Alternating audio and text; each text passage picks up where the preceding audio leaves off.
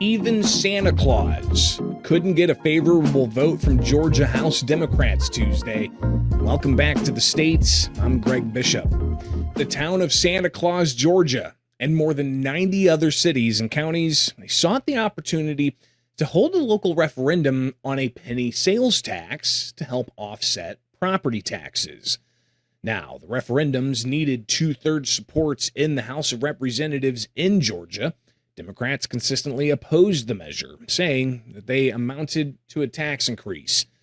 The Center Square regional editor and associate editor, Kim Jarrett, reports that Lions Republican Lisa Hagan said that she hopes anyone who voted against Santa Claus would get, quote, nothing but coal in their stocking. Now, the local bills did not create the sales tax. It allowed counties to ask voters if they wanted to implement property taxes, which have increased by as much as 50% in some counties. Now, during this ongoing special session in Georgia, with updates you can find at thecentersquare.com, House Speaker John Burns, he warned lawmakers as they reconsider a previous vote that Tuesday would be their last chance to approve the measures. The legislation requires 2/3 majority, 120 votes, but the bill failed 96 to 71. Meanwhile, Georgia election officials and others Monday, they said that hand count ballots for recounts in the top two races would be lengthy and costly to taxpayers. The Georgia Senate attached an amendment requiring recounts to a bill originally drafted to extend the deadline to eliminate counting ballots using electronic QR codes. The Association of County Commissioners of Georgia comments on election bills only when they affect local taxpayer costs and election administration. Now, the amendment affects both of that, according to the organization. The General Assembly included an additional $15 million of Georgia taxpayer money for local election offices in its supplemental budget, but to the organization's knowledge, the Secretary of State has not yet sent that money to the counties. Now, Governor Brian Kemp, he called the Georgia special session so that the lawmakers could revisit Senate Bill 189, which passed back in 2024. That bill banned counting votes with QR codes effective July 1st, but no alternative method or funding was implemented in the 2 years since that bill's passage, causing concerns and some confusion.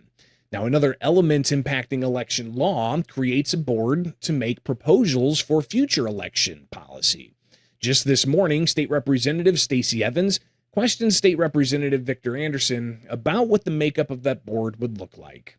Fair, yes. Why would there not be any intentional effort to make sure that the committee makeup is bipartisan as opposed to leaving it to the whims of the people that are making the proposals? Not even a list of recommendations from the minority party or any sort of comparable balance. Why not have something like that? Thank you for the question. And honestly, I have faith in our Speaker in the House. I don't think there's a committee in the House, a study committee in the House that does not have bipartisan representation. My conversation with them is that would be appropriate, but we did not want to restrict the Speaker as to who those appointments would be. And I have faith that he will exercise that appropriately as he has in the past. Now, the original bill also creates a 9-member committee to recommend a new voting system.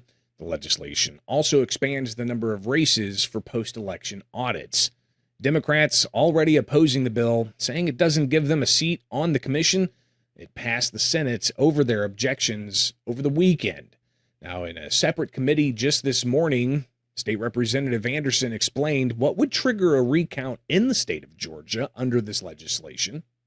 What we are doing with this is we are basically saying that if there is 0.5% or less difference in the top two statewide position races, which would typically be the governor and lieutenant governor, if it's within 0.5%, then it becomes a mandatory recount. There would be a hand count, and that would be funded by the state.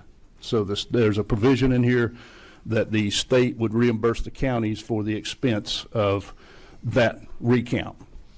So that's the biggest change to the bill that we had, was replacing that mandatory recount for the top 2 races to basically only races that are close enough to possibly make a difference.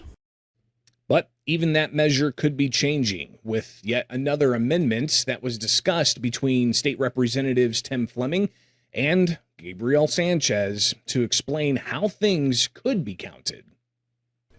I think that this is beyond the scope of what we're trying to do in this special session. We're trying to fix a QR code issue, not create a vendor bill to give a specific vendor. The question is how many vendors can actually match what the specific language that you've put in this bill?